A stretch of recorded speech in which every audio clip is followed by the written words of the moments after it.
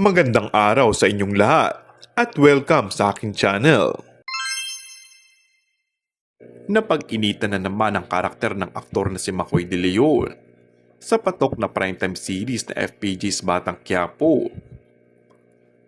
Sa latest Instagram post kasi ni Makoy nitong Biyernes, ibinahagi niya ang ilang kuhang larawan at video sa ginanap na Kapamilya Caravan bilang bahagi ng Pinagbenga Festival sa Baguio City. Sa isang video na ibinahagi ni Makoy, makikita ang isang lalaki na may hawak na kariton kung saan nakasulat ang mga sumusunod. David, mawala ka na. Say tuloy ng aktor sa caption ng kanyang post. Lulusong kahit makapunta lang sa Baguio, kahit gusto niya na akong mawala. Biro lang. Salamat sa lahat ng mga taga Baguio sa malamig na pagtanggap sa Batang Quiapo family. Dugtong pa niya. Umani tuloy ng samot-saring reaksyon mula sa mga netizens ang naturang post ni Makoy.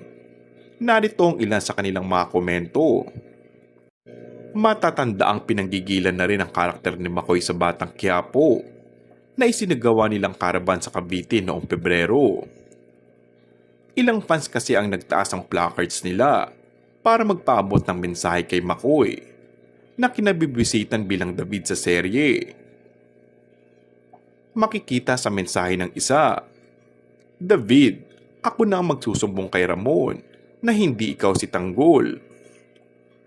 Pero ang nakakaloka, ang isa naman ay tila bet ng burahin si Makoy sa mundo bilang David pa rin syempre, hindi naman sa personal.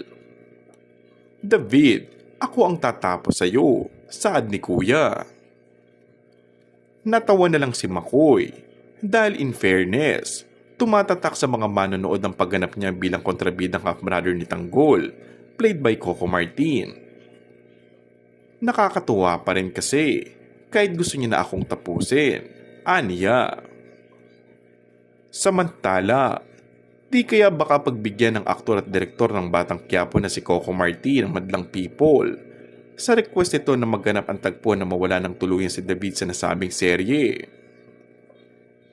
Hindi nang makapaghintay ang ilan sa mga eksena kung saan malalaman na ni Ramon na hindi siya ang tunay na Tanggol.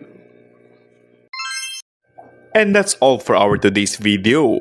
Kung bago ka lang sa aking channel ay mag-subscribe at pindutin na rin ang notification bell. Maraming salamat!